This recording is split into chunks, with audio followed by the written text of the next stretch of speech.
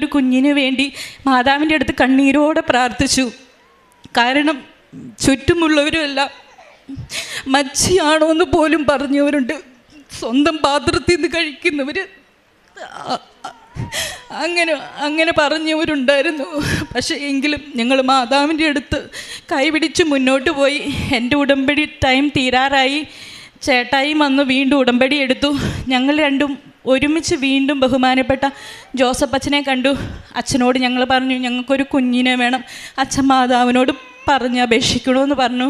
അച്ഛൻ ഞങ്ങളോട് പറഞ്ഞു, ധൈര്യമായിട്ട് നിങ്ങൾ പൊക്കോ, എത്രയും പെട്ടെന്ന് വന്ന് നമുക്ക് സാക്ഷ്യം പറയാമെന്ന് പറഞ്ഞു.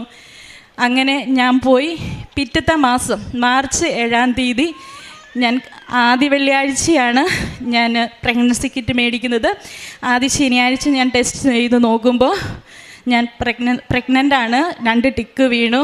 എങ്കിലും ഈ 5.5 വർഷക്കാലം വെയിറ്റ് ചെയ്തിരുന്നിട്ട് മനസ്സിൻ്റെ ഉള്ളിൽ അക്സെപ്റ്റ് ചെയ്യാൻ പറ്റിയില്ല, പ്രഗ്നൻ്റ് ആണോ എന്നുള്ളത്.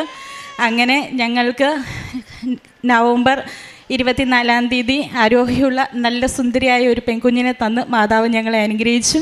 മാതാവിന് ഒരുപാട് നന്ദി.